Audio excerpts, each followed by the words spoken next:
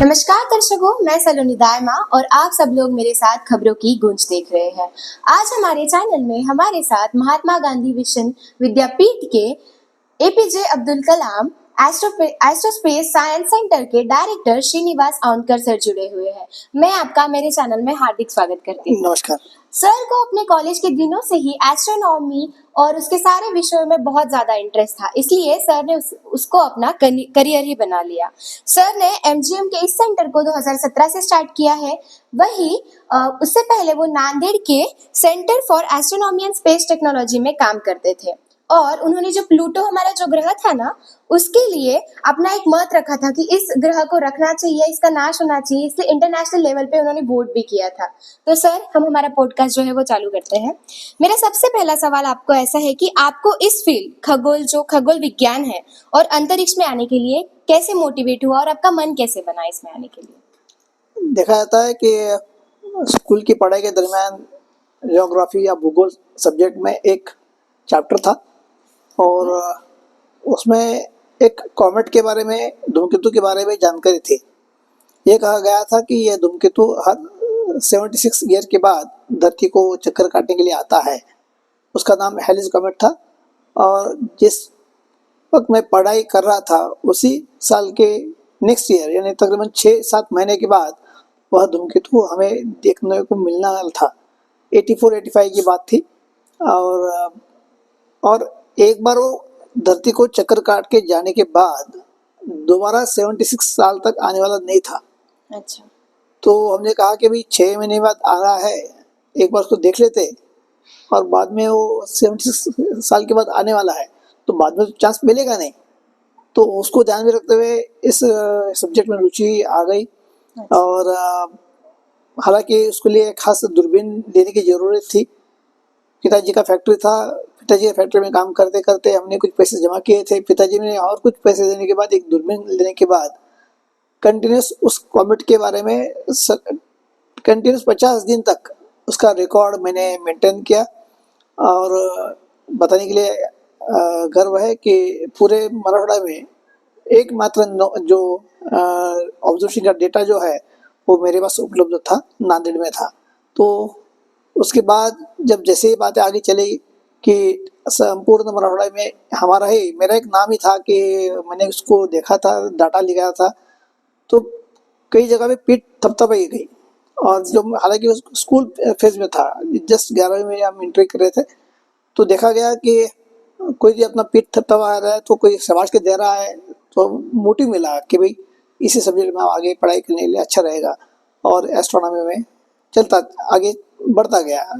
तो हम ऐसे भी कह सकते हैं कि आपका बचपन का सपना था जो आपने हाँ, अभी तो करियर है तो बाय डिफॉल्ट बचपन का हॉबी था, आज तो करियर में है। आपको इस क्षेत्र में आने के लिए कोई ऐसा एक मोटिवेशन था? जैसे आपने कॉमेट के बारे में बोला, लेकिन एक ह्यूमन मोटिवेशन जो था, आप कोई बता सकते हैं? बड़े लोग हैं कि नारली कसर का उस दरमियान बहुत बड़ा नाम था, आज भी नाम है। और उनको सामने हमने रखा था कि भाई देश के बड़े कॉस्मोलॉजिस्ट है, डॉक्टर नारायण चंद्र राणा थे, उनका भी हमने काम देखा था। और ये लोगों के संपर्क में जब आने लगा 1990 के बाद, जब बीएससी में हम पढ़ाई कर रहे थे साइंस फॉर नांदेड़ में, तो ये लोगों के करीब आने के बाद, इनका काम देखने के बाद और उनका प्रेरणा मिली और इसी क्षेत्र में काम करना चाहिए ऐसा। और वो लोगों ने काम करने का मौका भी दिया और मौका ऐसा मिला कि स्ट्रेट फॉरवर्ड नासा की टीम के साथ काम करने का मौका मिला और इस क्षेत्र में चला गया। अच्छा। अंतरिक्ष क्या है सर? मतलब ये एक बहुत रुचि वाला शब्द होता है बहुत लोगों के लिए।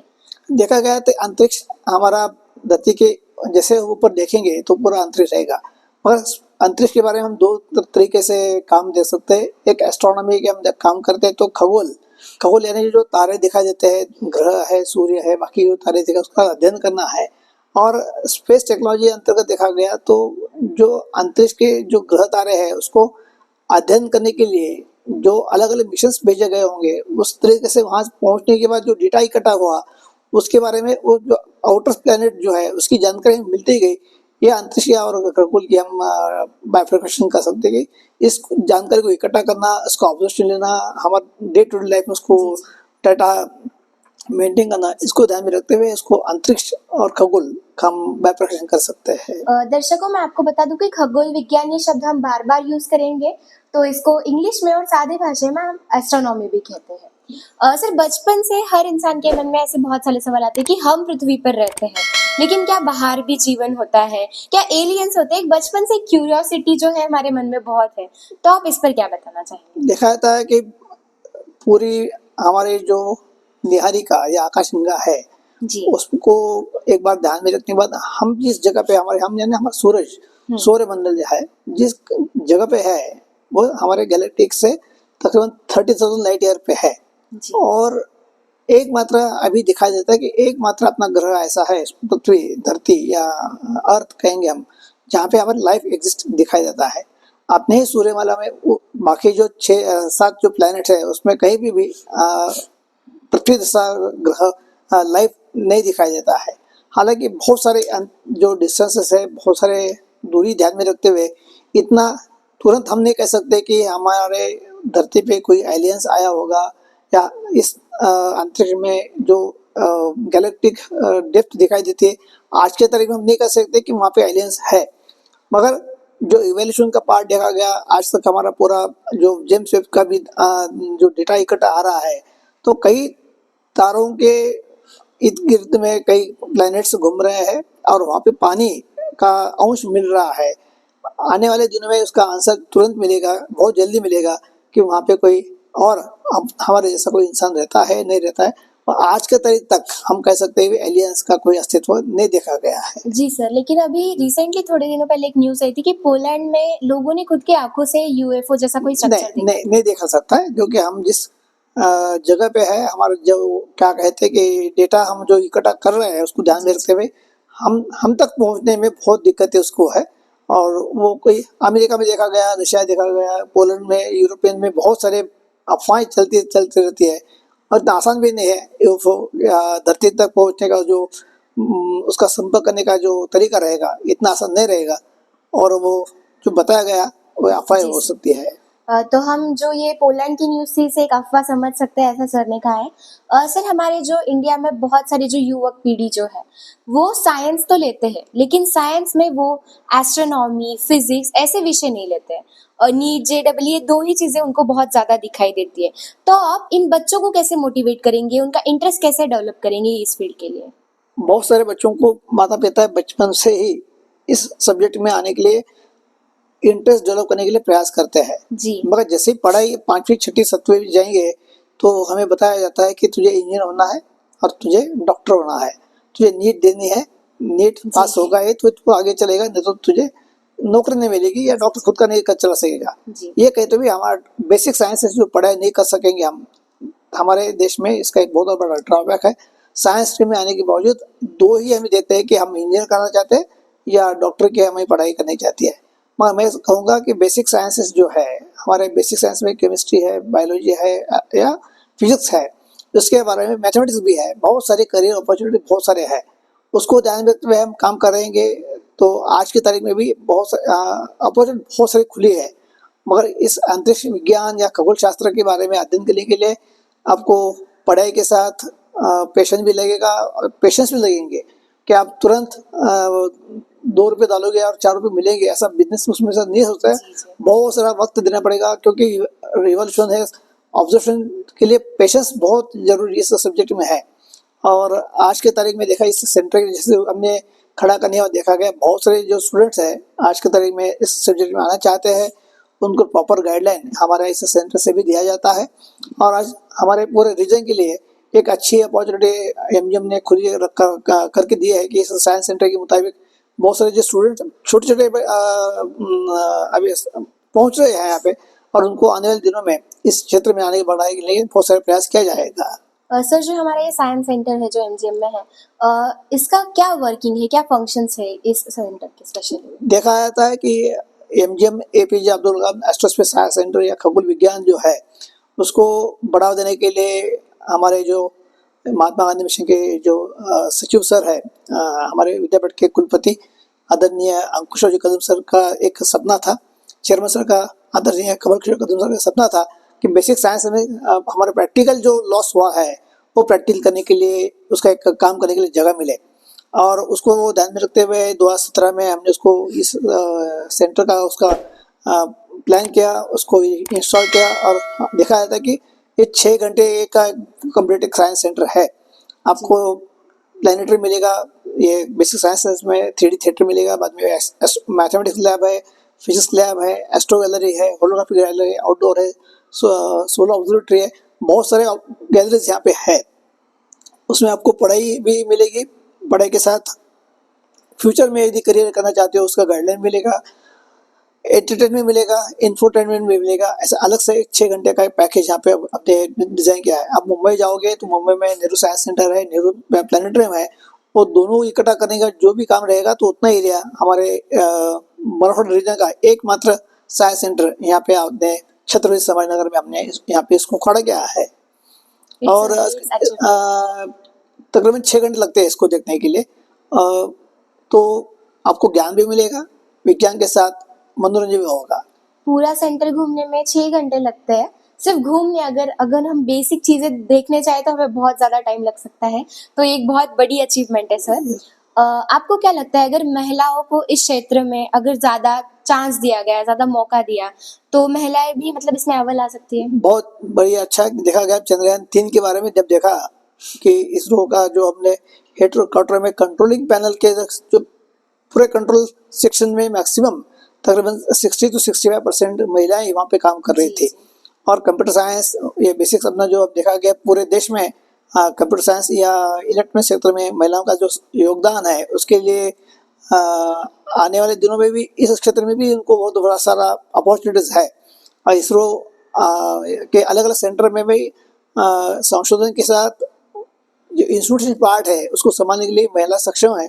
ये हमने चंद्रयान 3 के वक्त देखा गया है और वो भी आप बड़ी संख्या में इस क्षेत्र में आ सकती है। जी सर, महिला से मुझे याद है कि अभी करंटली एक न्यूज़ आ रही थी सुनीता विलियम्स के बारे में कि वो नासा की जो साइंटिस्ट है, नासा की जो एस्ट्रोनॉट है सुनीता विलियम्स, वो स्पेस में गई है और वो फंस चुकी है, ऐसी एक न्यूज़ आ रही है।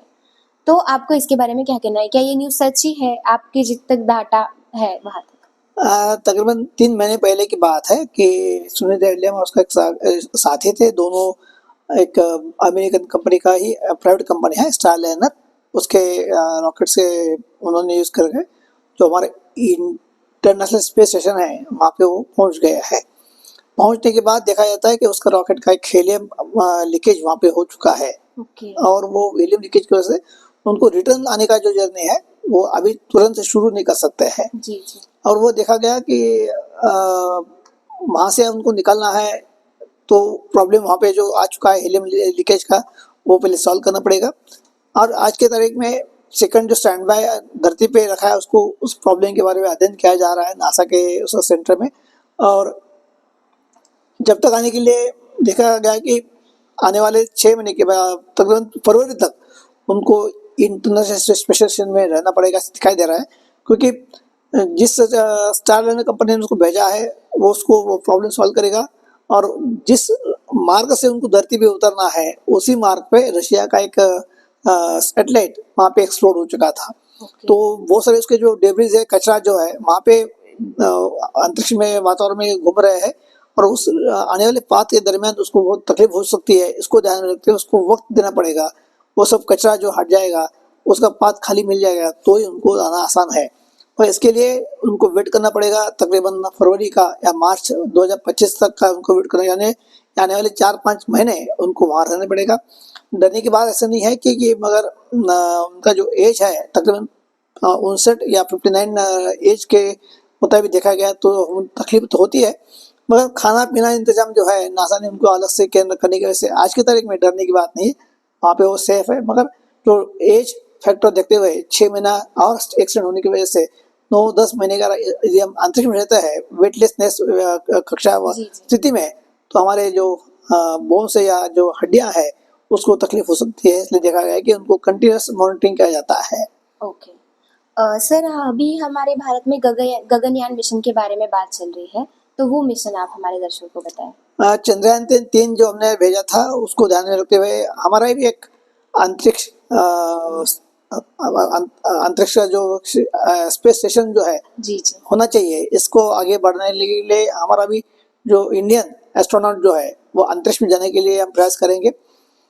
सबसे पहले देखा गया कि राकेश शर्मा को हमने अंतरिक्ष भेजा होगा, वो इंडियन ओरिजिन थे, बाद में कल्पना चावला अमेरिकन ओरिजिन थे, सुनीता विलियम जो भी दोनों गए होंगे वो अमेरिकन वहाँ पे उनका ओरिजिन देखा गया है।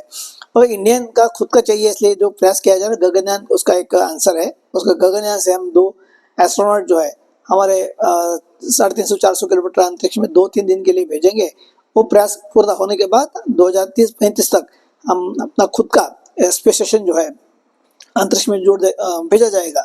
वो वहाँ से भी बहुत सारे जो धरती से काम नहीं होता है वहाँ अंतरिक्ष संशोधन करने के लिए आसानी गिरेगा।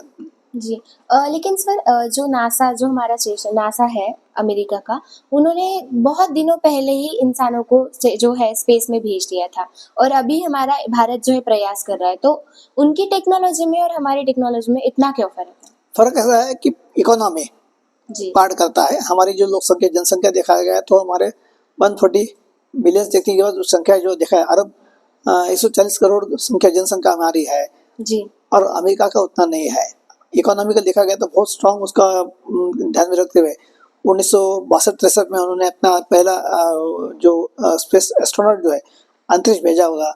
हम 60 साल हो गया उसके बाद आज प्रयास कर रहे हैं, मगर इस इंडस्ट्री को आगे बढ़ाने के लिए हम लोग को प्रयास करना जरूरी है। आप कहोगे कि इतना खर्चा करके क्या करोगे, और ये खर्चा जो है डेवलपमेंट के लिए होता है और एक स्ट्रेंथ मिलती है। आज पूरी दुनिया में यदि हम 4 नंबर पे काम करते होंगे इस क्षेत्र में तो हमें गर्व की बात है। और वो एक इंडस्ट्री है, बड़ा हमारे टेक्नोलॉजी डेवलपमेंट के लिए एक चांस मिलता है और इस सब ऐसे प्रयास हर वक्त करना बहुत ज़रूरी है। यदि हम भले हमें हमारी जो इकोनॉमिकल स्ट्रेंथ जो है आज की तारीख में हम कम भी होती होगी, तो मैं कहूँगा कि हम डेवलपमेंट यदि कंट्री कहना चाहते हो तो आपको इस क्षेत्र में भी बड़ा योगदान देना पड़ेगा। जी जैसे आपने डेवलपमेंट की बात की तो मैं अभी उसी पे आ रही थी कि हमारा भारत एक कहने के लिए तो एक विकसनशील देश है, लेकिन हमारे भारत में भूखमरी, रिसोर्सेज की कमी, जॉब्स की कमी, ऐसी कई सारी समस्याएं हैं। इसके अलावा हम करोड़ों रुपए जो है जैसे हमारी मिशंस जो है चंद्रयान हो गया, गगनयान हो गया, इस पे खर्च करते हैं। तो सामान्य जनता को इससे कुछ लेना देना नहीं है सर। सामान्य जनता को ऐसे लगता है कि हमारी रोजी रोटी जो है वो हमें मिल जाए तो बहुत बड़ी बात है। तो ये एक देश का फायदा है, लेकिन देश के लोगों का कैसे? हाँ, ये आप बताइए। ये बहुत अच्छा किया। आप यहाँ पे कभी देखो आपके साइड में वहाँ पे लिखा है 2018 का न्यूज़ है, 2024 आ रहा है। मेरे घर में परिवार ने लास्ट 24 ईयर्स से एक सामान्य बात है कि जनरल कैरी बैग जो होती है मैं घर में लेके नहीं गया, हाँ है ना। जी यदि यदि हमारे देश का हर नागरिक ऐसा सोचता है तो उस पे आज बेमतलब होने वाला खर्चा जो है आज देखा जाता है कि सिटी में गए, सिटी में जैसे ही नाले के पानी बहता पानी देखा गया तो गंदा पानी ही मिलेगा आपको। जी उस गंदे पानी से हमारे हेल्थ जो सेक्टर में कितना गिरावट आ चुकी है, हर इंसान को तकलीफें है। जी ये यदि कम करना है तो खुद अपने पे क्या कहते कि कुछ मर्यादाएं हमें रखनी पड़ेगी कि मैं जिस कैरी बैग को लेके इजीली अवेलेबल है बल्कि मैं यूज़ करता हूँ, यदि 140 करोड़ जनता ने सोचा तय किया कि भाई आज से हम नहीं यूज़ करेंगे तो देश सुधरने के लिए वक्त नहीं लगेगा। जी ये यदि हम कर सकते हैं, पूरे देश में हम मूवमेंट कर सकते हैं कि भाई इस कैरी बैग को बैन कर सकते हैं, तो हमारी हेल्थ कंडीशन इसका हमारी जो बहुत सारा जो खर्चा होगा वो खर्चा कम होगा गवर्नमेंट का, और आगे हम डेवलप कंट्री होने के लिए बहुत कम लगेगा वक्त। हम जल्दी हम ये डेवलप कंट्री होते हैं। हमारी ताकत उसमें है कि हम 140 करोड़ जनसंख्या है, वो हमारी ताकत है, मगर हम उसको क्या किस मोटिव से हम लेना चाहते हैं उस पर डिपेंड करता है कि आपका क्या मोटिव रहेगा। देश को आगे बढ़ाना है तो खाली गवर्नमेंट से बताने के लिए चलेगा, तो मुझे भी काम करना पड़ेगा कि मुझे देश को आगे लेना है।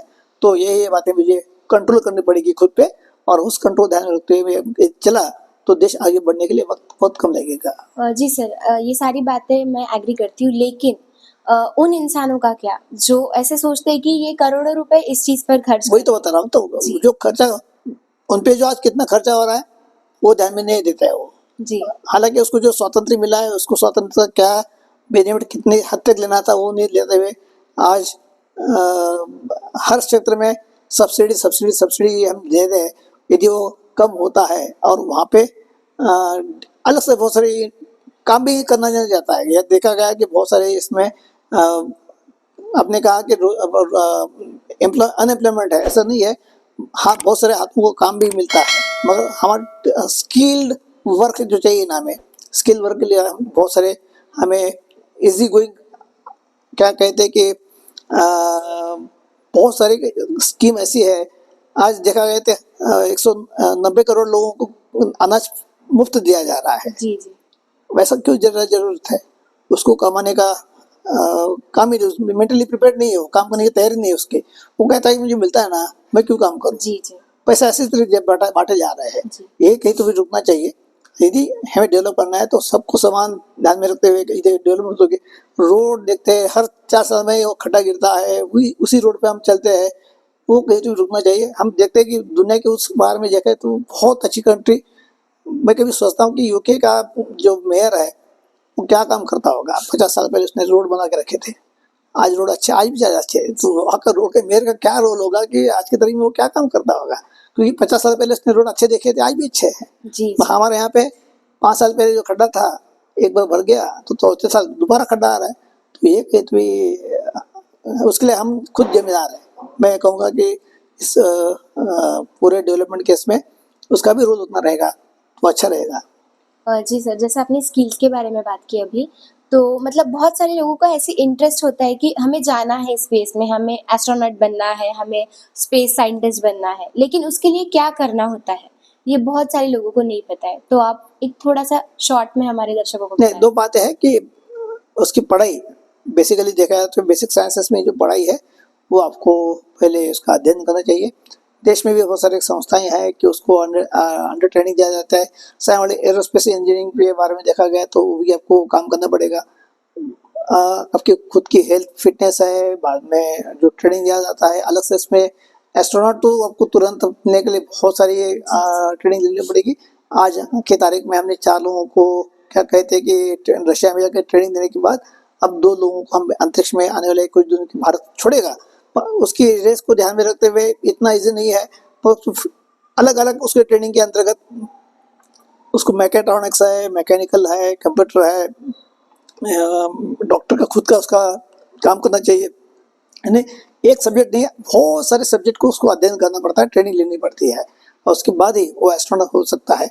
और वो ट्रेनिंग हमारे 2 भारत के भी 4 में से 2 को जाना तो तय हो चुका है, जो गगनयान में हम भेजने वाले हैं। मगर ट्रेनिंग लेना पड़ेगा, इतना इजी नहीं है अंतरिक्ष। मगर अंतरिक्ष विज्ञान के सब्जेक्ट में काम करने के लिए बहुत सारे ऑब्जर्वेटरीज का डाटा इकट्ठा करना होगा या अलग अलग क्षेत्र में काम करना है, इसरो के साथ काम करना है, तो बहुत सारे संस्थाएं देश की अपनी खुली है। जी। पिछले कई सालों से ऐसी चर्चा होती आ रही कि मार्स पर ज़मीन देखना चालू है, मार्स पर पानी देखना चालू है। तो कभी आपको ऐसा लगता है बहुत सालों बाद या कभी भी फ्यूचर में हमारा जो अर्थ का सेटलमेंट है वो बंद होकर हम मार्स पे जाएंगे? नहीं, इतना जल्दी आसान नहीं होगा, कभी क्योंकि भी फ्यूचर में आपके हिसाब से? नहीं, इंसान जाके आएगा, बाय डिफॉल्ट जाके आएगा। उसका सपना भी है कि मार्स तक उसका एक बार जाके आने का सपना भी रहेगा, क्योंकि इसका डिस्टेंस जो है उसको हम ध्यान रखते चाहिए। 1969 में चंद्रमा पे हमने जब पहली बार इंसान ने पैर रखा होगा, ये जाके आ गया। जो जर्नी था वो 4 दिन का था, उसका डिस्टेंस था 3,84,000। यानी 4 दिन की जहाँ वहाँ पहुँच गया, काम किया होगा, 12 घंटे काम करने के बाद वापस निकले। यानी साधारणतः 8-9-10 दिन का वो पूरा जर्नी था जी। जाके आने तक। मगर मंगल का सबसे धरती का करीब वाला डिस्टेंस जो है वो 5.5 करोड़ किलोमीटर है। अच्छा। इसके लिए जाने के लिए देखा जाता है 7.5 महीने का जर्नी है। वो 7.5 महीने वहाँ पहुँचेगा, कुछ दिन काम करेगा, और हम नहीं कह सकते कि वहीं रखने का है, उसको वापस लेके आने का है। जी जी। है ना? तो 15-17 महीने का पूरा प्रोग्राम है। तो इतने दिन तक कंटिन्यूस स्पेस में रहना आज तक हमें आसान यानी कंप्लीट नहीं हो चुका अभी। कभी कोई भी इंसान हमारा 17-18 महीने तक स्पेस में जो ISS में जो ट्रेनिंग लेता है वहाँ पे स्टे नहीं कर सका है, क्योंकि वेटलेसनेस कक्षा में जो धरती से बाहर जाने के बाद जो बहुत सारी तकलीफ होती है उसका अध्ययन किया जा रहा है।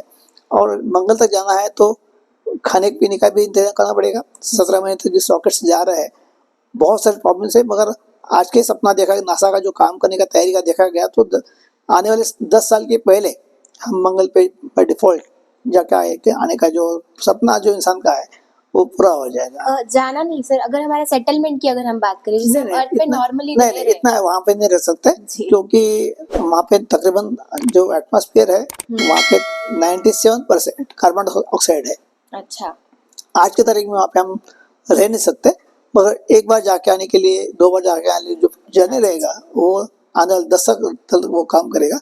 मगर हैबिटेबल प्लैनेट बनाने के लिए आने वाले 100 साल में इंसान वहाँ पे रहने का प्लान भी बना सकता है, क्योंकि वहाँ पे जिस लैब खड़ा करना हो, इंडोर हब बनाना हो, ऐसा करवा के वो बाय डिफॉल्ट आने वाले 100 साल में रहने का सपना भी देख सकता है। अच्छा।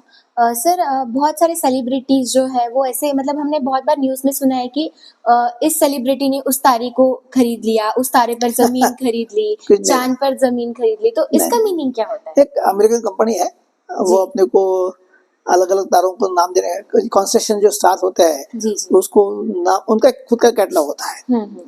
नॉर्टन एटलास या न्यू जनरल कैटलॉग, जैसे हमारे स्टैंडर्ड कैटलॉग होते हैं, उस कंपनी के खुद के कुछ कैटलॉग होते हैं जी। उस कैटलॉग में जो तारों का नाम जो स्टैंडर्ड है उसको रिप्लेसमेंट देके आपको अपने $50 $100 दे दिए तो आपको 10th magnitude 8th magnitude star जो कभी भी खुली आंख से दिखने वाला नहीं है, उसको आपको नाम को एक सर्टिफिकेट जनरेट कर देते हैं और आपको कहते हैं कि भाई उस तारे को आपको नाम दिया। हालांकि उस पता तारे को पता नहीं, मगर ये कंपनी चलाते अपना दुकान चलाने के लिए वो आसान है, मगर उसमें कुछ जगह आपको तो जाने वाला है नहीं कोई इंसान वहाँ तक, मगर जगह लेके मतलब नहीं है, आसान नहीं रहेगा। क्यों जर्नी है, खाली आपको एक कैटलॉग आपके घर में लगाने के लिए एक सर्टिफिकेट रहेगा कि फलाना फलाना एक तारीख को मेरा नाम दिया है, उतने के लिए आसान है।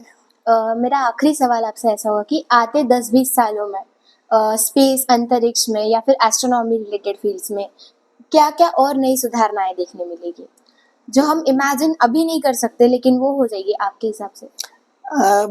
2-3 बातें हैं। एक है हमारे इंडिया का डेवलपमेंट देखा गया तो माननीय बीएम सर ने या मोदी सर ने देखा गया कि 2035 तक का टारगेट रखा है कि हमारा इंटरनेशनल स्पेस स्टेशन अपना इंडिया का रहे और वहाँ पे रेगुलर पैटर्न में हमारा भारतीय अंतरिक्ष जो है एस्ट्रोनॉट वहाँ पे रहने का वहाँ पे प्रयास करेगा, किया जाएगा, इंडिया की तरफ से हो जाएगा। मगर हमारे धरती के अलावा और कहीं भी इंसान है या लाइफ रहने के लिए कोई प्लेनेट है, इसका अध्ययन करने के लिए जो काम हो रहा है उसको अभी डेटा जो इकट्ठा हो रहा है उसको देखने ध्यान में रखते वो भी एक आंसर मिल जाएगा कि जेम्स वेब नाम का जो टेलीस्कोप अंतरिक्ष में काम कर रहा है उसके बारे में देखा गया कि उसने जो डेटा इकट्ठा भेजा है धरती के लिए बहुत अलग देखा गया कि बहुत सारे तारों को चक्कर काटते हुए प्लेनेट का अध्ययन किया जा रहा है। वहाँ पे पानी के अलावा और कुछ गैसेस है क्या उसका अभी अध्ययन करते हुए, एक्सिस्टिंग प्लेनेट के अंतर्गत लाइफ है क्या उसको हम अध्ययन करेंगे। उसके अलावा हर्शल नाम का एक टेलीस्कोप जो आने वाले दिनों में आ रहा है वो जेम्स वेब से भी बड़ा है। यानी जब देखा गया कि इंसान को मैथमेटिकल कैलकुलेशन के अंतर्गत बिग बैंग थ्योरी कहा जाती है। बिग बैंग यानी एक 14 अरब साल पहले एक महाविस्फोट हुआ था और पूरी विश्व की निर्मित हुई। आज की तारीख में इसका इतना डायमेंशन है ऐसा कहा जाता है। वो क्षण जो है वो इंसान देखना चाहता है धरती से और उसके लिए अलग अलग टेलीस्कोप हम अंतरिक्ष में भेजेंगे। और अभी जेम्स वेब जो है तकरीबन 13.5 अरब साल पहले जो घटना हुई थी, यानी जो आकाशगंगा निहारिका का जन्म हो रहा था वो क्षण हमने हमारे इस आंखों से इस 2 साल पहले का जो इमेज आ चुका था जेम्स वेब से उसको हमने देखा था। यानी 13.5 अरब साल पहले पूरा विश्व का निर्माण कैसा हो रहा था वो क्षण हमने यहाँ पे कैप्चर किया था। वैसी बातें कुछ अलग अलग यहाँ पे हमारे हर्षल से भी मिलेगी। भारत का अभी जो काम चल रहा है क्या पार्कर, हमारा रोल मॉडल तारों का अध्ययन करने के लिए सूरज है, तो उसके लिए बहुत सारा क्या कहते हैं कि जो डेटा आ रहा है उसके लिए James Webb Parker solar Parker जो है वो भी बहुत सारे करीब सूरज के करीब जाके अध्ययन कर रहा है। तो उससे भी सूरज के बारे में भी बहुत सारी जानकारी हमें मिलने की संभावना है। उसपे सनस्पॉट साइकिल है, सोलर इरेडियंस है, उसको ध्यान में रखते हुए सूर्य का सनस्पॉट साइकिल जो की कटौती हो रही है उसके बारे में जानकारी हमें मिलेगी। और मेरा एक दावा है कि आने वाला जो ट्रेंड रहेगा ये ग्लोबल कूलिंग का रहेगा, वार्मिंग नहीं रहेगा।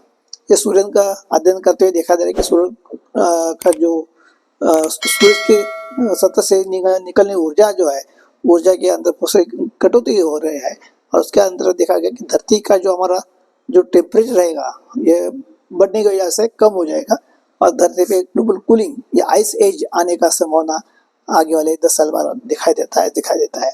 जी सर, धन्यवाद। मैं उम्मीद करती हूँ कि मेरे जो दर्शक हैं उनको अंतरिक्ष, खगोल विज्ञान यानी कि पूरा स्पेस जो है वो थोड़ा बेसिक में तो समझ में ही आ चुका होगा और जो आपके मन में हमेशा से उत्साह भरे जो प्रश्न, जो सवाल होते थे, उनका भी जवाब आपको मिल चुका होगा।